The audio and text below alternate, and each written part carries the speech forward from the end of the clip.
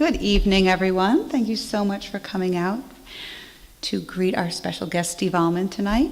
My name is Laura Wilson, and I'm a member of the board of the Friends of the Public Library, and I'm happy to welcome you here tonight, and I'm also very grateful that Steve came. He is an old and dear friend of mine, and never ceases to entertain, so I'm so glad he can join us. I'll just read a brief bio and let you know a little bit about him if you don't know already, and to let you know he will be signing books in the reference room after, in the back room here, so you're welcome to meet him in person and get a book if you'd like. So Steve Almond is the author of 9 books of fiction and nonfiction, including the New York Times bestsellers Candy Freak and Against Football. His work has been published in a half-dozen foreign countries and anthologized in Best American Short Stories, the Pushcart Prize, Best American Erotica, and Best American Mysteries. Steve hosts the New York Times Dear Sugars podcast with Cheryl Strayed and is a regular contributor to NPR's Cognoscenti and Here and Now. Currently, he teaches in the Nieman Fellowship Program at Harvard. Steve's fiction and nonfiction come from a place of great integrity and humility. He channels his creative rants into provocative short fiction and essays that inspire us all to question matters of morality and authenticity. Steve's work reveals that honest self-expression is not only the key to our democracy, but the beating heart of our human experience. Please help me welcome Steve Almond. Okay, good. Let's not stand on formality here. What I'll mostly want to do is answer your questions. This book is more or less an attempt to answer a pretty basic, simple question: what the hell just happened to our country? And the answers are pretty complicated since it was a long time coming, I think. But I just want to read a few sections, and then I'm mostly interested in just taking questions, or perhaps people would just like to weep publicly, too. I do that often. The premise of the book is that as a species, we're a story-making species. That's how we construct meaning. That's how we understand the world around us and the world inside of us.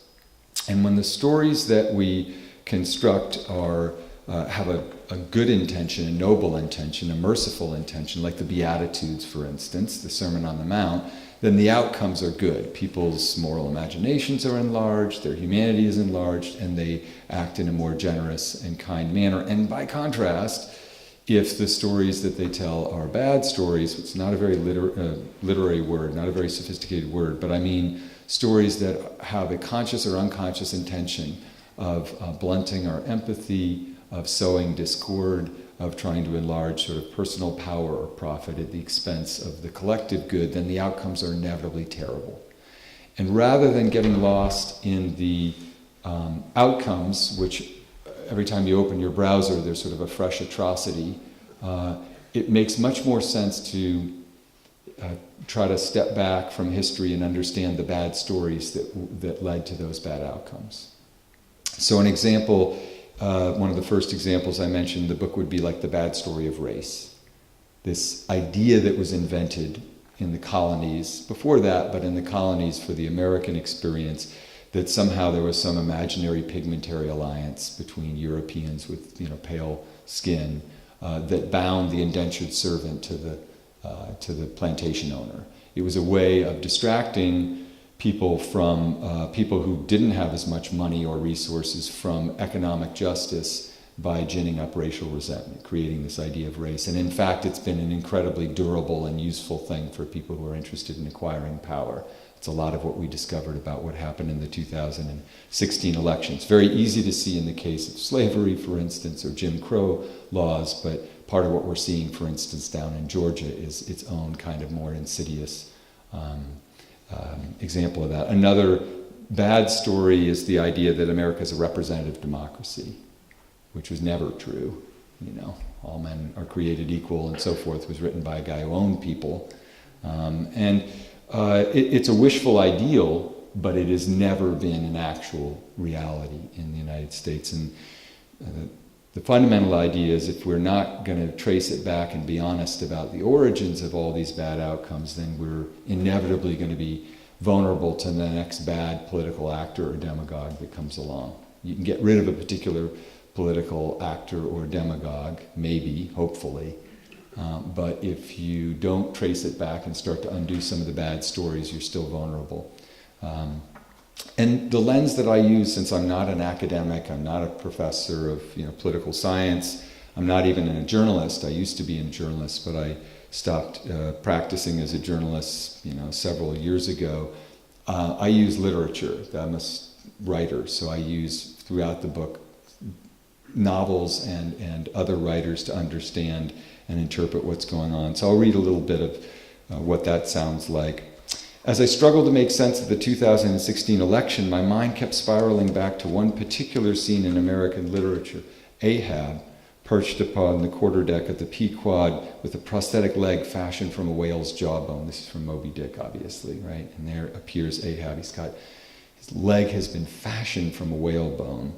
The captain has come to announce the true nature of his mission, which is not economic in nature, but deeply personal. He seeks revenge against the whale that maimed him and exhorts his crew with a soliloquy Trumpian in pitch, if not diction. Here's what Ahab has to say. All visible objects are but pasteboard masks. He's kind of roaring. If man will strike through the mask. How can the prisoner reach outside except by thrusting through the wall? To me, the white whale is that wall, shoved near to me. Sometimes I think there's naught beyond, but 'tis enough. He tasks me, he heaps me. I see in him outrageous strength with an inscrutable malice, sinewing it. That inscrutable thing is chiefly what I hate, and be the white whale agent or be the white whale principal, I will wreak that hate upon him. Talk not to me of blasphemy, man. I'd strike the sun if it insulted me. That's not even the subtext of every presidential tweet. It's the actual text. By which I mean that he's always, everyone, it doesn't matter, just find an enemy or somebody. I would strike the sun if it insulted me. Tweet, hashtag. It is this volcanic sense of grievance that fuels Melville's saga, that binds the crew of the Pequod to their leader. Ahab's quenchless feud seemed mine, Ishmael tells us rather helplessly. Who can blame the kid? Ahab is something like a natural force, a vortex of vindication, as mighty as the beast he pursues. And I'll just skip ahead just to ruin the end of the novel for you. We're in a library, so I feel I can ruin an American classic for you. They chase the whale for 4 years. They find the whale. It does not go well. The whale kills everybody involved, including Ahab, with the exception of Ishmael, who survives by clinging to this coffin that's made of American wood. Symbolism alert. Melville is offering a mythic account of how one man's virile bombast can ensnare everyone and everything it encounters. The setting is nautical, the language epic, the allusions biblical and Shakespearean, but the tale, stripped to its ribs, is about the seductive force of the wounded male ego, and how naturally a ship steered by men might tack to its vengeful course, to which the collective world of women says, tell me something I don't know. Okay. The plot of Moby Dick pits man against the natural world, but its theme pits man against his own nature. The election of 2016 was, in its way, a retelling of this epic. Whether you choose to cast Trump as agent or principal hardly matters. What matters is that Americans joined the quest. Whether in rapture or disgust, we turned away from the compass of self-governance and toward the mesmerizing drama of aggression on display, the capitalist id unchained, and all that it unchained within us. Trump struck through the mask, and it was enough. When I started writing this book in the months after the election, I was furious and frightened, worn down by decades of disappointment, and determined mostly to launch harpoons at those I imagined to be my adversaries. I'm struggling in these pages to see Trumpism in a different light, as an opportunity to reckon with the bad stories at the heart of our great democratic experiment, and to recognize that often embedded within these bad stories are beautiful ideals, like all men are created equal, right?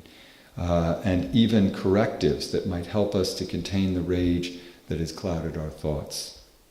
I've taken Ishmael as my guide here, for while it's true that he falls under the spell of Ahab's folly, as did I. He is also its only surviving witness and chronicler, the voice left to impart whatever wisdom might be dredged from the deep. Amid the spectacle of a mad captain and his murderous quarry, we mustn't forget that Moby Dick is a parable about our national destiny in which the only bulwark against self-inflicted tyranny is the telling of the story.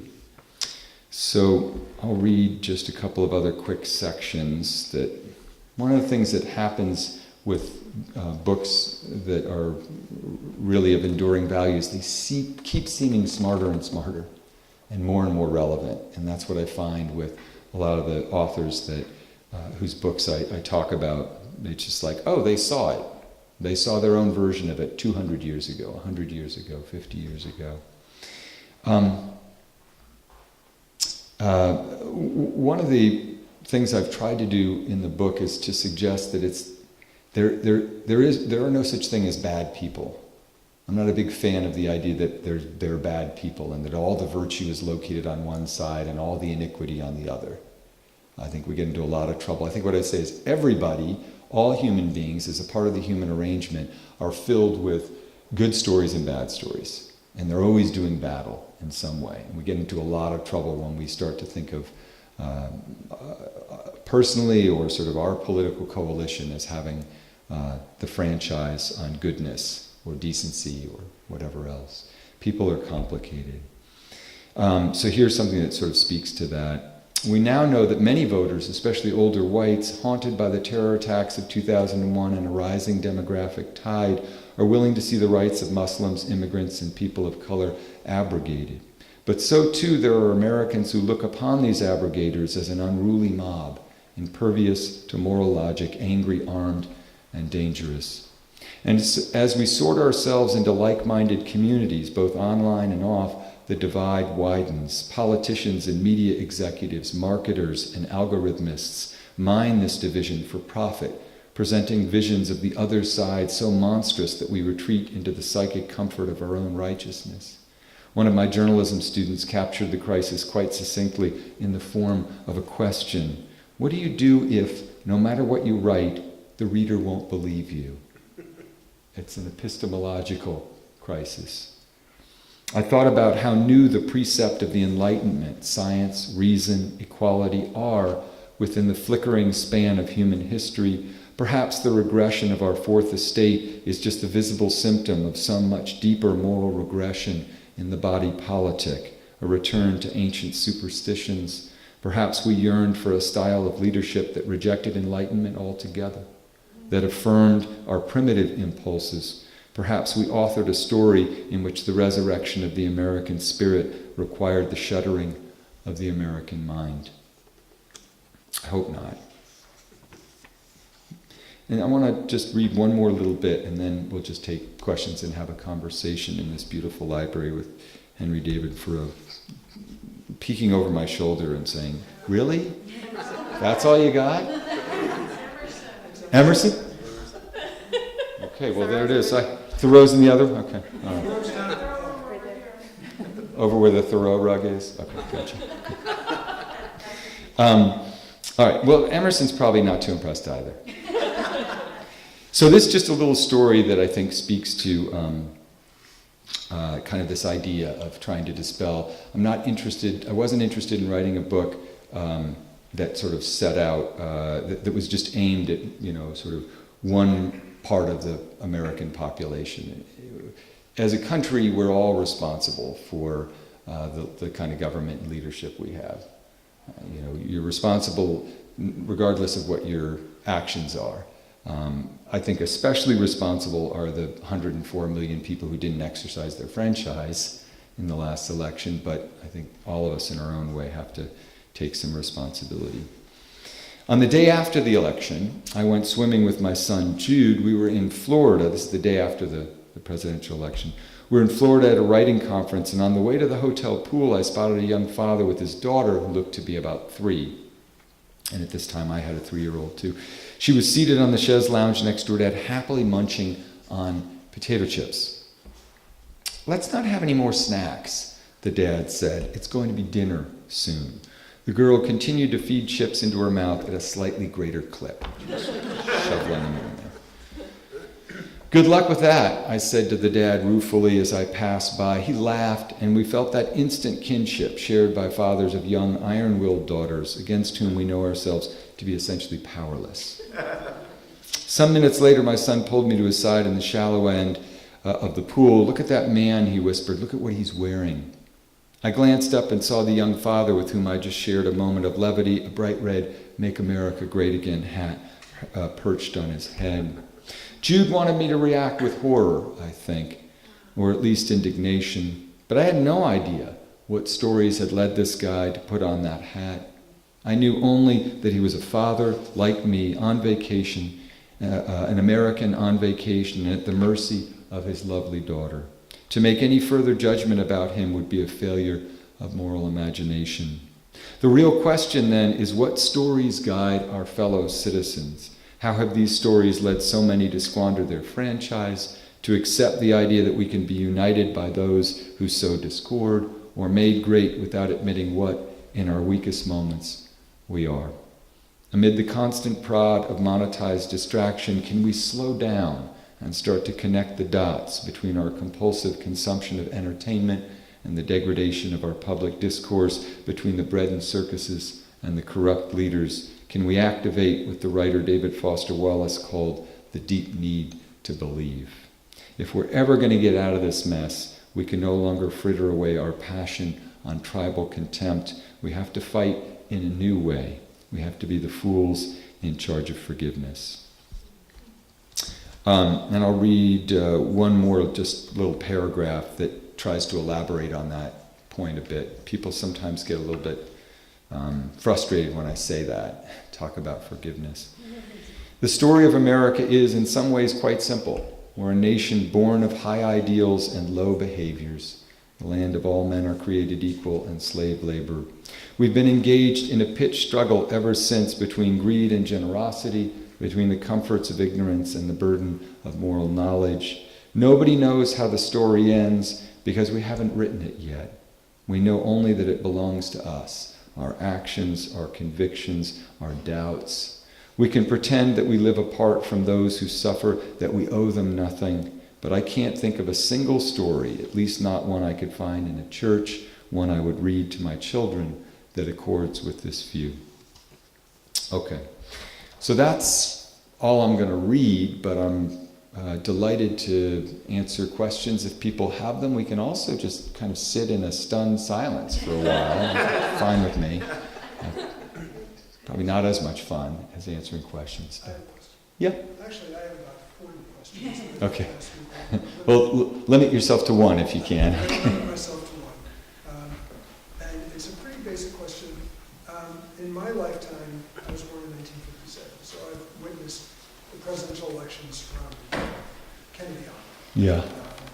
And I find a pattern that progressives do a really terrible job of telling stories, and conservatives do an excellent job of telling stories. Hmm. The only exception, honestly, that I can think of is Barack Obama, who really didn't have a hell of a lot to offer as a politician, other than his story. Hmm. And he got elected and was enormously popular, although he says not as popular as his wife. My question is, do you think that there's something inherent in the two political sides Yeah. that make it impossible for one side to tell a coherent story? I will give you the example of Hillary Clinton, who had how many years to think of a story? Yeah. Never really did. Okay, so yes, I do think that in terms of storytelling, there's a distinct advantage that it's asymmetrical warfare in our political discourse for a couple reasons. One, because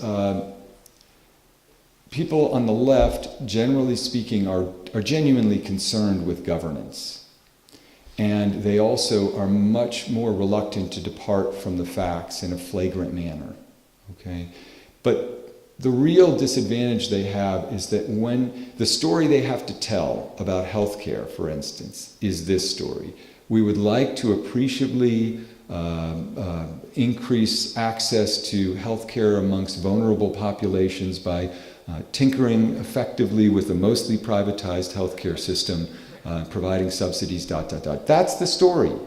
They cannot, Bernie Sanders got a fair amount of traction saying everybody should have health care.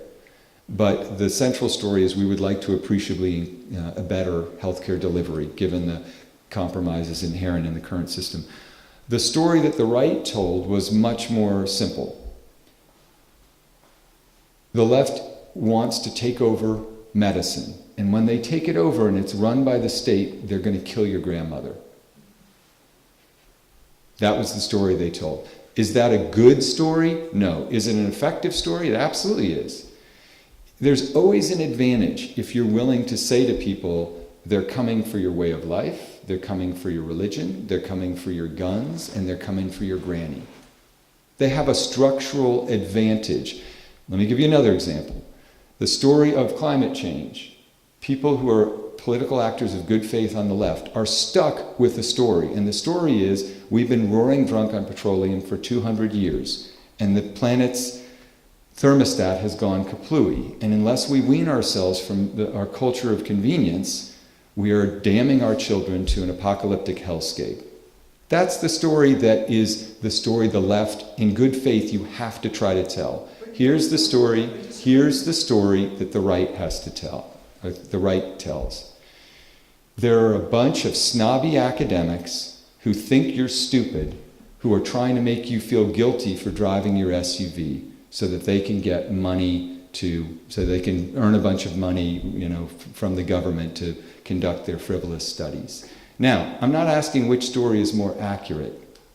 I'm saying there is a structural advantage if you are willing to stoke people's primal negative emotions. And if you're unconcerned with having to honor any of the promises that you make about the actual task of governance. You find fault with Hillary Clinton, but it is not Hillary Clinton's fault. And I was a pretty serious Bernie Sanders supporter. I was not as enthusiastic about Hillary Clinton, although I think she was a victim of what I affectionately think of as dick lash as well as white lash, okay? So there was a lot that she was sailing into, but it's not her fault that 10% of the coverage was about policy and that 90% was about fundraising and was about horse strategies and was about scandals and insults and so forth. She tried to tell a story, and there was simply no place that if she set out a detailed set of policies, and it is not her fault that the media environment is no longer presenting elections as a contest of ideas, but as almost gladiatorial combat. There wasn't one question in the debates about climate change. So before you blame individual political actors, you have to step back and say, well, what are the kinds of stories that the right tells, and what are the kinds of stories that the left tells? Well, what kind of story could we tell that is inspiring as theirs is destructive? Like, for example, like I said, Obama got elected. John Kennedy, began the moon, the journey to the moon, which really was a military exercise, but he didn't frame it that way. He found a better way to tell that story that was inspiring. Yeah. Again, I do think that there is a way that the left could speak more forcefully in the language of values and in a more morally explicit way, and I wish they would.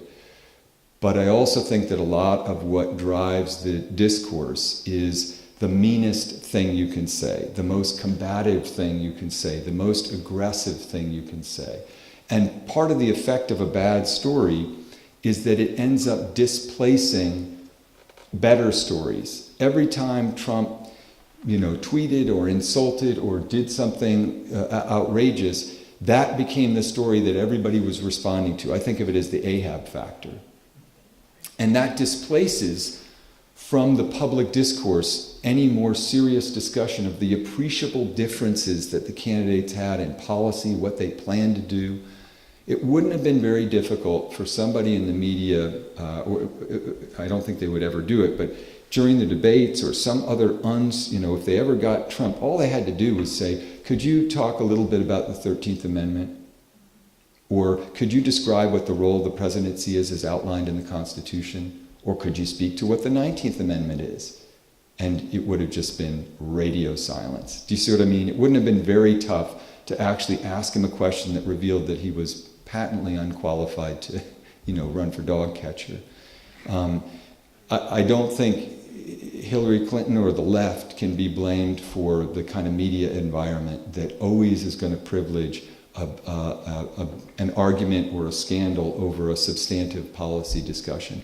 Although I absolutely agree that the left doesn't do a good job of speaking forcefully. But part of the reason is because we are in this duopoly where they too are beholden to corporate interests. They're trying to wean themselves from it, but they have no hope. The larger problem is that our political system is essentially kind of the loudest voices are purchased with millions of dollars.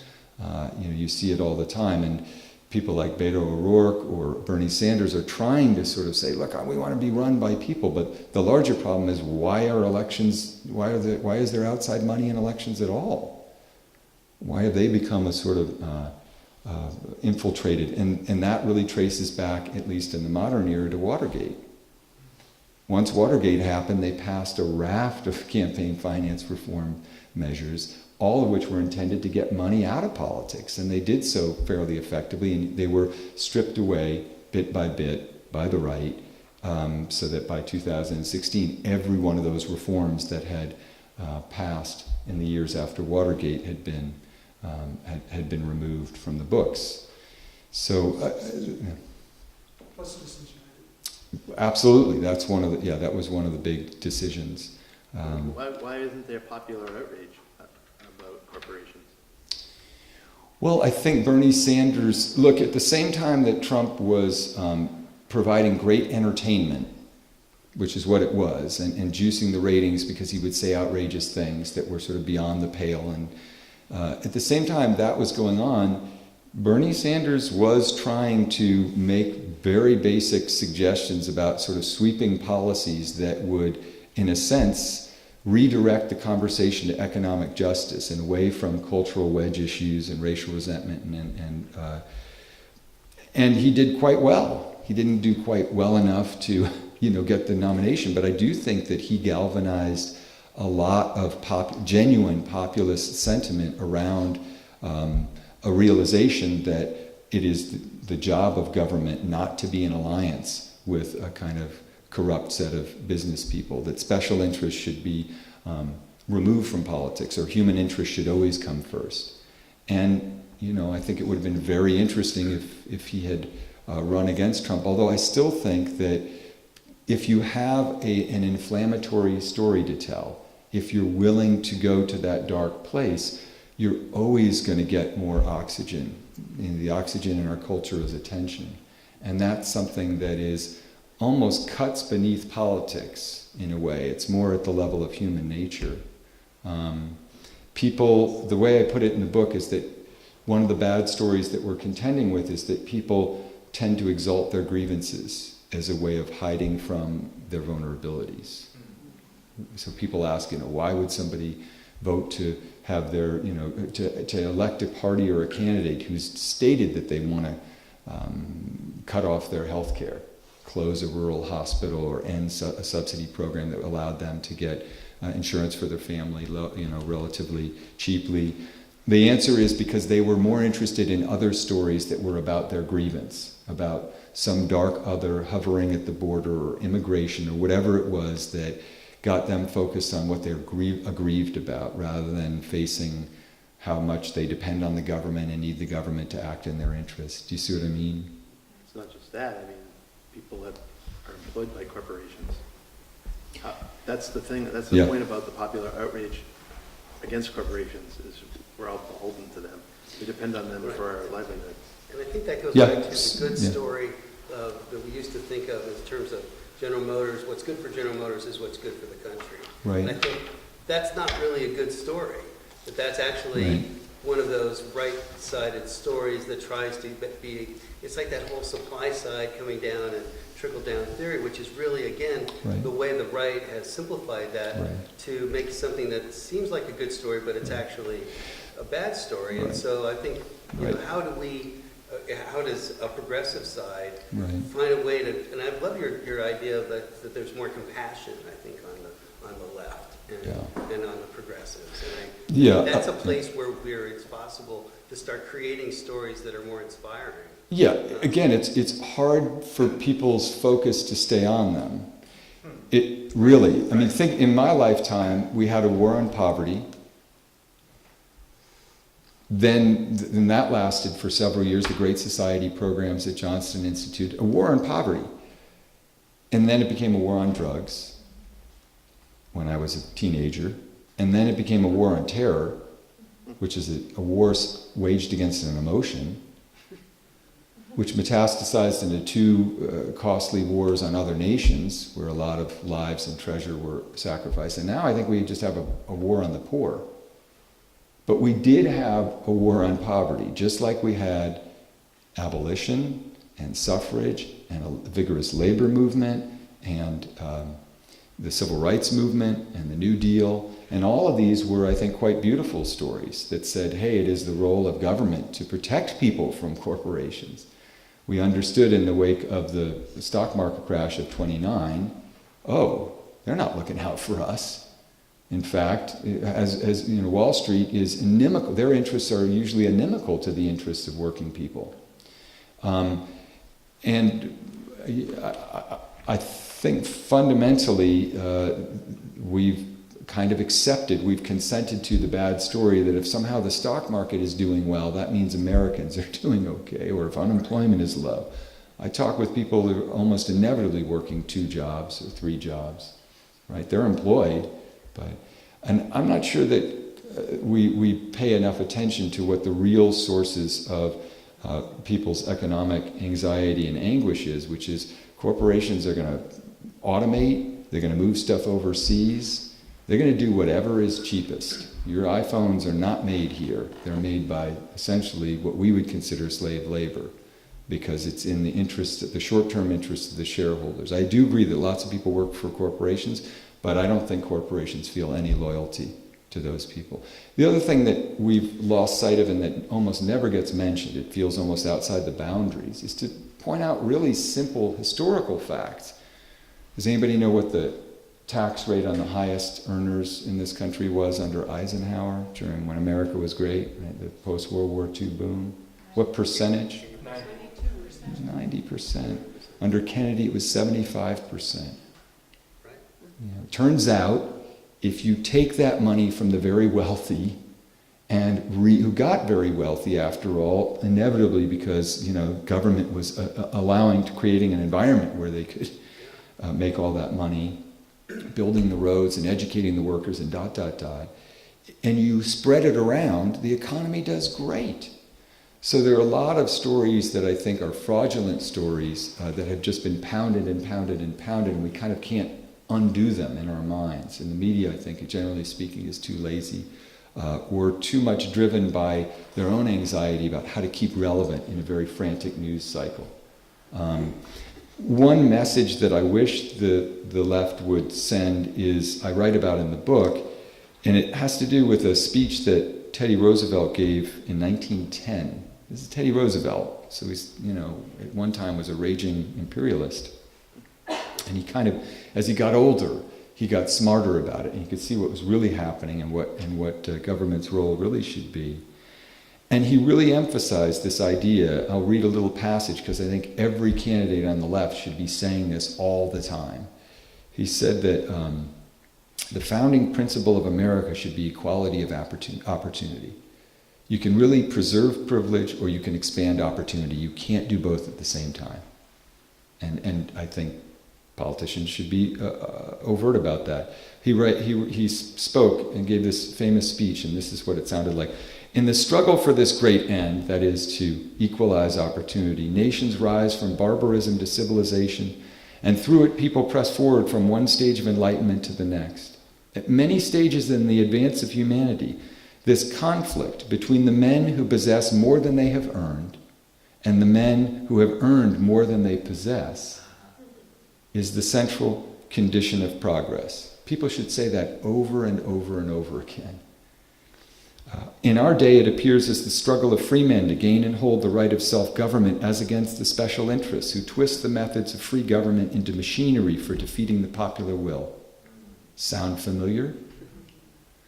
At every stage and under all circumstances, the essence of the struggle is to equalize opportunity, destroy privilege, and to give to the life and citizenship of every individual the highest possible value both to himself and to the Commonwealth. That is nothing new. All I ask for in civil life is what you fought for in the Civil War. I would be happy if candidates on the left spoke very bluntly in this manner. And I think they try to sometimes, but it's very tough in a media environment that is unable to talk in serious moral terms. It all devolves into an argument, a brawl that kind of aggregates attention for the sponsors, and I think we're partly responsible for that. If you watch pundits brawling on TV rather than turning away from that, then that's what you're going to continue to see. You're not going to see experts with some historical background or journalists who have a level of expertise and can speak to the complexity and nuance of these issues in the larger historical context. You're just going to see political operatives barking at each other. Our fourth estate is a for-profit industry at this point. And I think one of the long chapters in the book is about the fairness doctrine, which was the government's last gasp effort to regulate media, and sort of answers the question, why did we throw open the gauntlet to bad stories?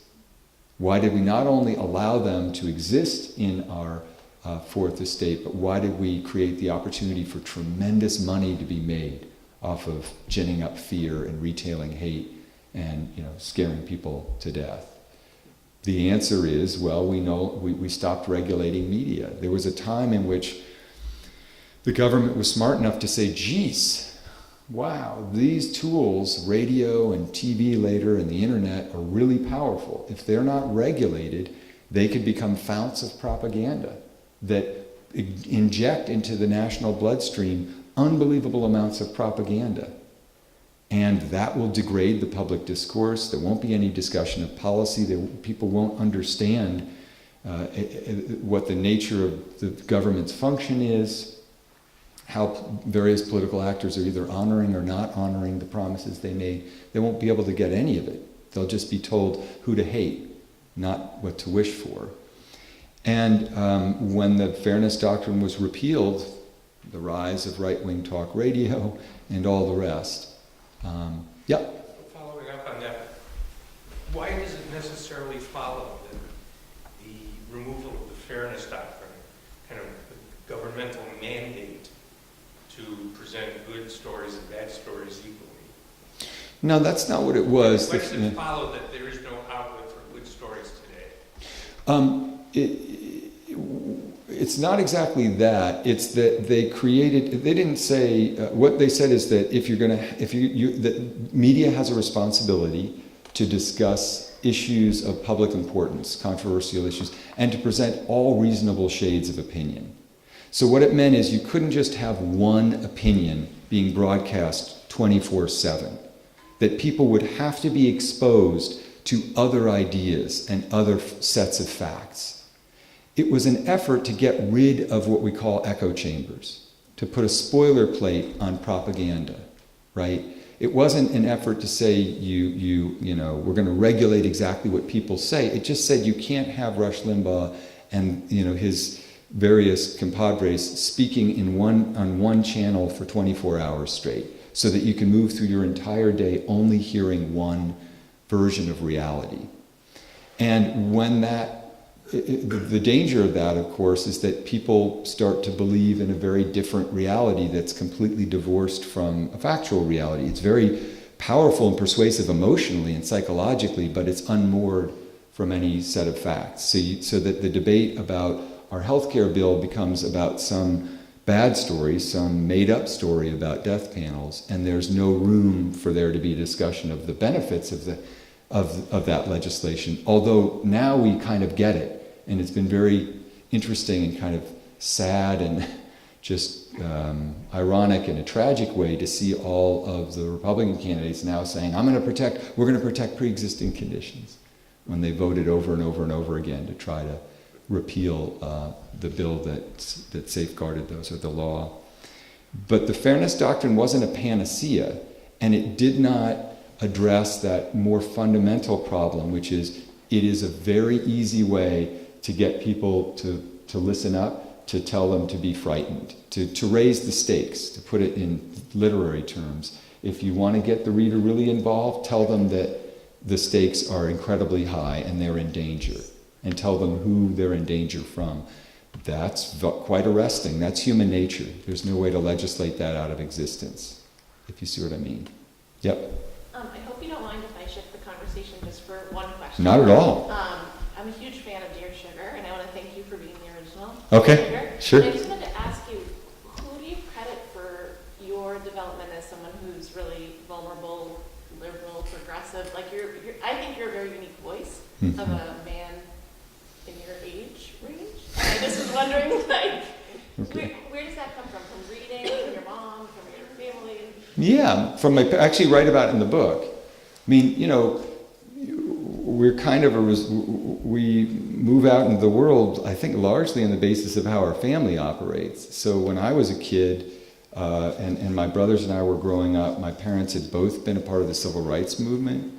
My mother's mother and father were communists in the 50s who were had their careers, at least my grandmother had her career. She was a school teacher in Harlem, basically destroyed by HUAC and the work of the House Un-American Activities Committee.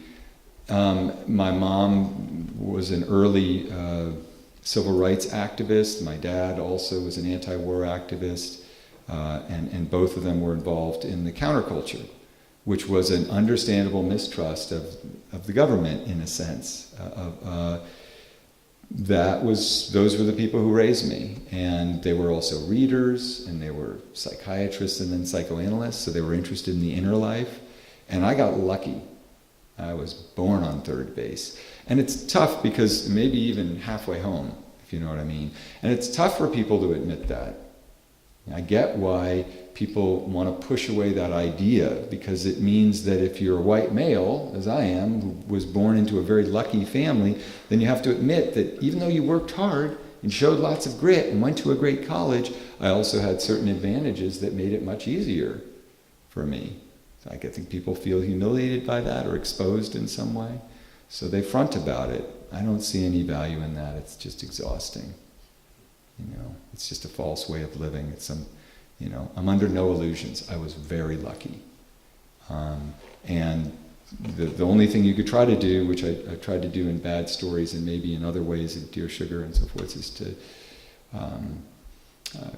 I think, have the decency to just tune in to people who were born into a shitty story, a difficult story, and to have a certain amount of humility about saying, we're just lucky. I think everybody who's an American is really lucky, to be honest, having done a little bit of traveling. And I just think that we are squandering great opportunity. The tough thing is you think about all the things that we could be doing, and we're stuck in this set of stories that are so regressive and adolescent and maybe even infantile. And we got big problems to solve. The one person who recognized America's vulnerability, I think more than any other who was outside of the United States, was Putin. There's a whole chapter in the book about the bad story we told ourselves, which is that we won the Cold War. But if you're Putin, if you're Vladimir Putin, and you are a young guy who grew up in the golden, grew up idolizing the KGB and the Soviet ideal when the Soviet Union was in ascendance, and you saw it come apart, partly in an effort to compete economically and militarily with the United States, and you were actually there in 1989 when East Berlin goes down, the wall comes down, and you were having to hide all those Stasi papers, and you heard George H.W. Bush say, the greatest achievement in my lifetime is that we brought down the evil empire of the Soviet Union. That would kind of stick in your craw. And if your mission was to make Russia great again, you would say, well, I can't beat them militarily, and I cannot beat them economically, but I know how they're vulnerable over there. They're vulnerable to bad stories. And he probably also recognized that every empire comes down ultimately because of internal division. from the Incas forward, every single empire comes down because of internal division. People start fighting, and it becomes balkanized and weakened. And he saw it. I don't think he ever expected that Trump would win, but he could see that in a country where voter participation was 35th in the world, right, where 104 million people weren't voting, and only about 130 were voting, that with a media that already had a sort of set of propaganda outlets that would publicize anything that was inflammatory, that he could even stage a break-in of the DNC. And unlike during Watergate, where the reporters said who broke in and what were their motives, the Fourth Estate would essentially serve as his press agent and publicize one after another of the allegedly inflammatory emails or speeches that Hillary Clinton gave. I mean, he could see that America had really become susceptible, even more susceptible to bad stories. Always have been, but I think the fairness doctrine was a real point where the floodgates open. And he made a very shrewd investment. And I think he had I think of him as a geopolitical unicorn, because Trump's mission is exactly aligned with Putin's. He wants to degrade all the institutions that previously we looked at as liberal democracy's trump cards: a free and fair and vigorous free press, an independent judiciary, a law enforcement agency that was above politics. And you just look at what Trump's done, and Putin says, check, check, check, and he'll stand next to me and beta down to me. I mean, it's quite remarkable when you think about it. But another way of looking at all this is that it's our responsibility to try to, I think of Bad Stories as a book that's about faith, ultimately. That really what's happening is people are losing faith in their capacity to make a difference as citizens. And that loss of faith is being exploited, not just on the right, but on the left. As much as I love Samantha Bee and Jon Stewart and all those comedians, they are actually, in a way, profiting by our loss of faith. They're saying, you know what? Media is all crooked and ridiculous, and politicians in Washington are all hypocrites, and they can't tie their shoelaces. And they're all on the take. And that's really the same message as Trump delivered at his rallies, if we're going to be truthful about it. I think those are brilliant comedians, but what they're doing is taking civic dysfunction and our loss of faith, which is something we should feel real anguish about, as well as the manifest hypocrisy and corruption of our political actors, and they're making us laugh about it so that we don't get too upset. And I agree, I want to laugh about it, but I also think that if we lose a sense of anguish, in a way, we're kind of, it's being turned into disposable laughs. I think the left is sort of too often agreeing to view our circumstances as a farce, where the right is portraying it as kind of a horror movie. And neither is accommodating the view that we're a democracy that's in a lot of trouble. We have to fundamentally try to right the ship. And that if we don't, things are going to be really bad for future generations. That's a very frightening thing to try to contend with. I also think there are some stories that are fantastic that I wish I heard more about, like these teachers in all these red states who, even though they couldn't organize formally as a union, demanded a livable wage. That's an amazing story. Or the young woman in Michigan who realized that gerrymandering in her state was really fundamentally distorting the way that the political process should work, that politicians were choosing voters rather than voters choosing politicians. And she herself, grassroots effort, no corporate money, just her determination and whoever she could find to join the cause, she managed to get a referendum question on the ballot. And if it passes in Michigan, then there will no longer be congressional districts drawn by politicians in a partisan way, either right or left. They'll be drawn as they should be by an independent commission of citizens. That's a great story. That's we already just true in California. Right. I mean, it's, there are all these pockets of, and California also said, look, you're not going to enforce a sort of green economy laws, and then we'll do it ourselves. So there are these good stories, they just get drowned out. And I think as they get drowned out, we lose faith and become more dispirited, and that's by design in an odd way. The idea is really to not just depress the vote through voter suppression, but literally to just depress people and make them feel that they're the objects of history rather than the subjects of history. So I'm hoping that, as I've thought about it, I've realized, well, gee, I wrote the book and that's probably helpful, but it's mostly a book of ideas. What can I do? So what I've started doing is organizing workshops, because that's what I do. I teach writing. And, it's my own way of trying to just raise money for candidates and causes. And everybody should be thinking, well, what can I do? That's the proper response. I think we get into trouble when we just sort of become passive observers, hate-watching democracy's demise. Yeah, it's a loss of possibility. It does seem like a place of good stories that are happening, or like, for instance, these two women that have just won their congressional seats against the powers of, in New York and in Boston, Yeah.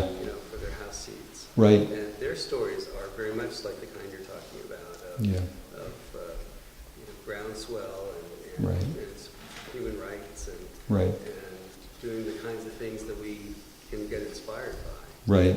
And they're being pretty vocal about it. So that's coming up in the national Right. context. But Yeah.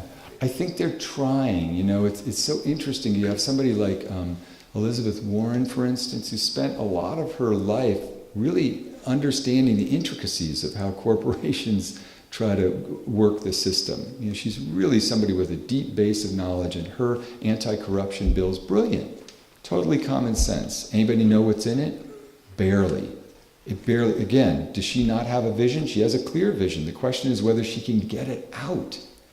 On the night of the election, the babysitter that we had, because we were going to go out and have dessert, and we were hopeful.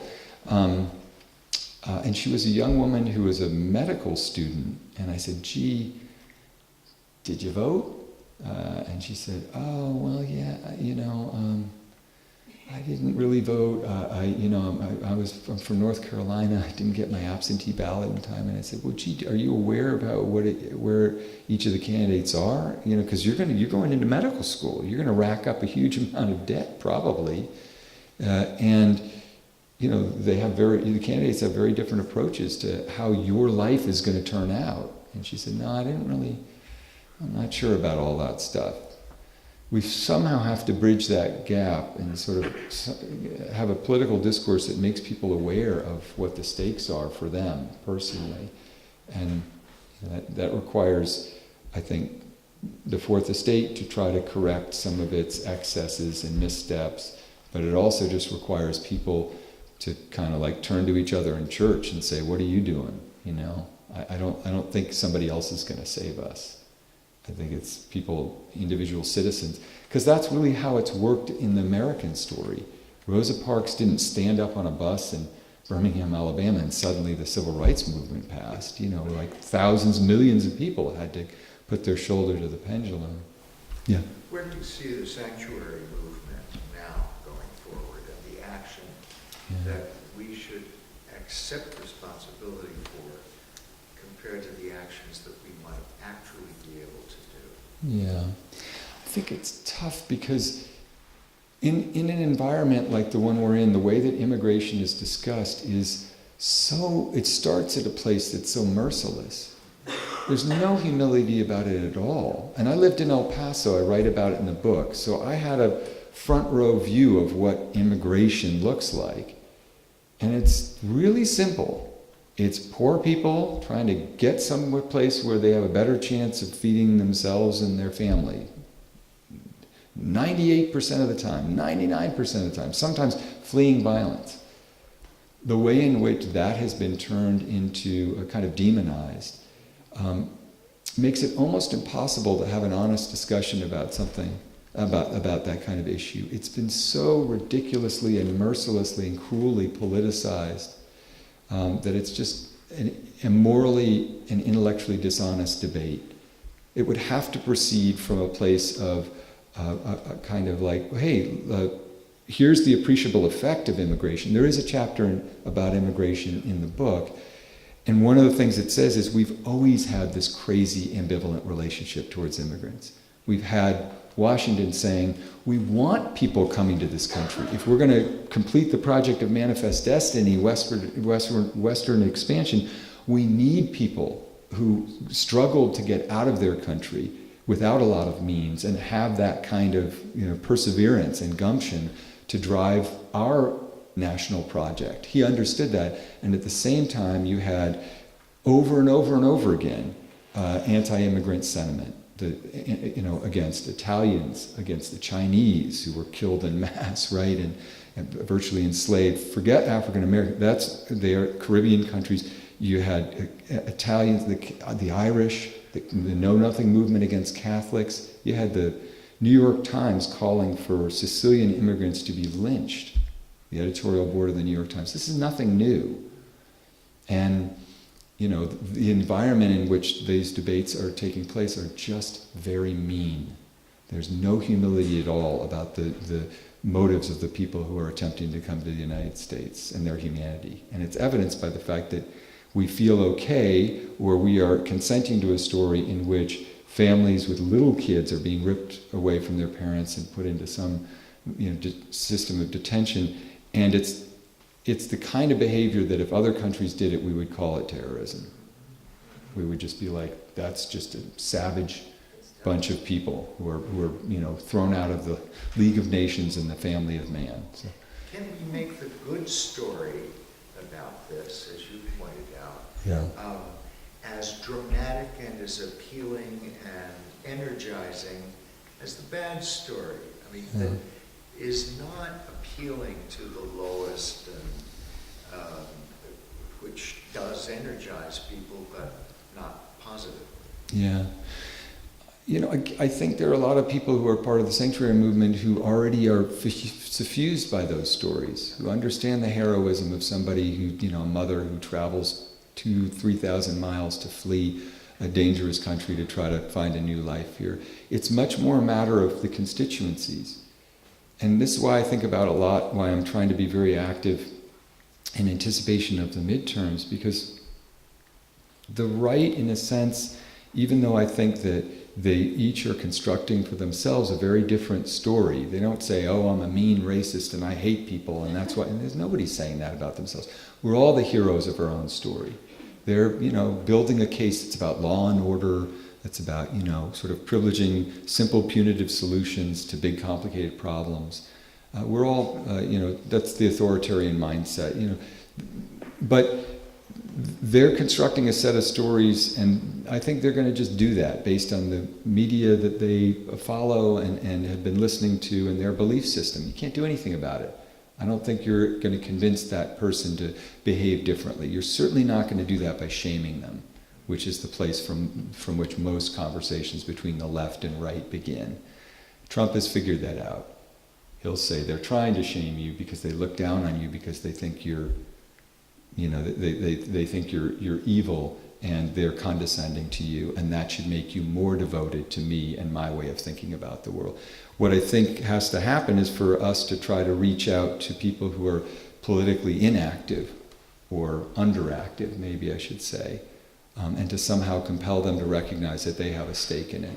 There's no reason the United States should have, a voter participation rate that's the 35th in the world. That's behind Greece and Turkey and Mexico. So those are the people I think that we need to expand the electorate. I'm a real believer that there are more citizens of good faith who want government to solve problems than there are people who want the government to kind of satiate their feelings. But they aren't being reached necessarily. Just a couple more and then we should probably, shut it down. To that end, with the anecdote about your babysitter, do you think another podcast could be a helpful way to kind of spread this conversation? Because I know that your cohort, using podcasts in a way that is helpful and educational. Yeah. Well, I think there are a number of really smart podcasts. Gaslight Nation, Sarah Kenzier's podcast is really interesting.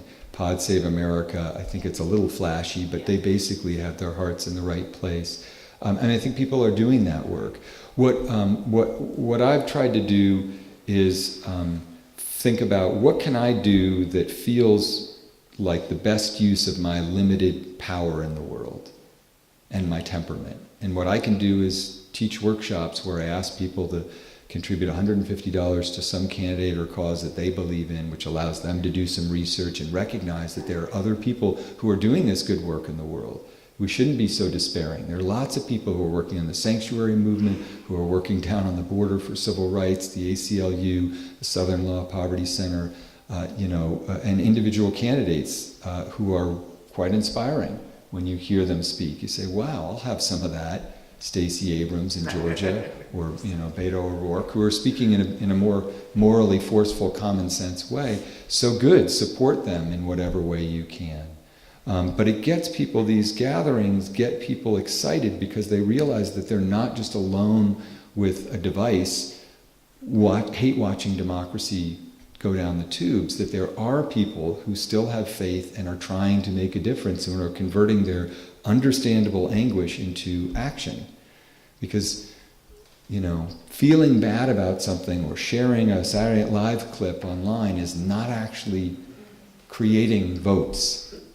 It's not getting a better set of political actors. You have to get the better set of political actors before you can start trying to author stories where there's accountability for corruption in government, for instance, or where there is a discussion of immigration or the sanctuary movement that's more Christian, to put it kind of in simple terms. It's more merciful and more aimed at kind of humility rather than sort of law and order, and they're all sort of the dark other who are somehow going to take our jobs. And that's hard to do, and we'll see on November 6th, because if this isn't enough, I don't know, I'm fearful, but I'm also hopeful that people will convert that anguish and concern into a greater amount of political action. Take heart, early voting is way up in Georgia, up by 50,000 votes a day, Well, maybe that's the beginning of, people in a larger way recognizing they will literally disenfranchise us. They're trying to strip us. There is a concerted effort by one of the major political parties to shrink the electorate by any means necessary. They'll use anything at this point. And of course, that's kind of what they have to do. If you're a party with very unpopular policies, essentially plutocratic policies, and at this point, mostly just a single race base, then you have to find a way to shrink the electorate to win elections. Right? So we have to expand it. What do you think the goal is on the left? I hope it's to equalize opportunity. I hope it's to start to look at something like climate change and say, gee, we have the opportunity to fundamentally remake our economy. And if we don't do it, China will do it first. And, we're going to have to, that means there's going to be a disruption of certain traditional our manufacturing base, right, or the petrochemical companies. They're just clinging on to the last. They're going to wring as much profit as they can. And I think the left has to be bolder about saying, look, there are going to have to be some changes. And, now that we have the political power, we're going to be the adults in the room. The other advantage that the right has, I think, in a big storytelling sense, is they don't have to try to solve problems except for the donor class. They don't have to. If your mission is not to be a steward of the planet or of the population that's the most vulnerable, if you don't care about that, then you can just pass massive tax cuts. And when the bill comes due on them, you can say, now we need to cut Medicare and Social Security. Again, I hate to be cynical about it, but at the level of the political actors involved, that's what they're doing, kind of right in front of everybody's eyes. And they've had to create a set of stories that get people focused on racial resentment and immigration and this sort of turbocharged ethno-nationalism. But I'm hopeful that that in response to the right announcing who they are, that people who were previously less politically active will become more so, like me, And maybe like you, I mean, I wasn't working this hard during the election, the presidential election. I just was in Minneapolis and California. I did 2 of these workshops. On Sunday, I'll do another one. You know, so I'm like, I got a bunch of kids. I can't mess around. And I'm hoping that I'm sort of going on the faith that if I'm doing that, that means other people are doing it too. And that's what democracy is. If there's an aggregate of people who are politically active, then it starts to, you get better political actors, and then it's possible for more realistic and compassionate stories to get told, and also just more factual ones. We start to actually try to solve problems rather than tell people who they should hate, right? But if you don't, then that's what we've had for the past 2 years. It's exhausting. I don't have to tell you, it's just exhausting to see government be so single-minded in its devotion to corruption.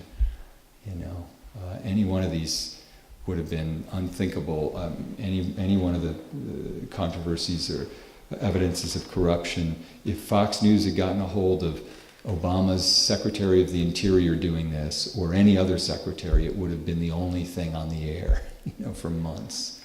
And it's just another day at the office. Right. Trump wants to make sure there's not a hotel competing with his hotel, so he just moves it off to another. You just sort of go, really? It's almost dizzying. But that's what democracy is. If you win an election, then you have the power to behave that way, and the only thing that's going to stop you is other political actors. So we'll see. Okay, well listen, I'm happy to sign books if people want to grab them, and thank you guys for coming out. I hope that you'll, be inspired. Wherever you are politically, I want everybody to be politically active. That's like the best outcome possible, and that's sort of what Bad Stories is predicated on, trying to get people to. So, thank you guys.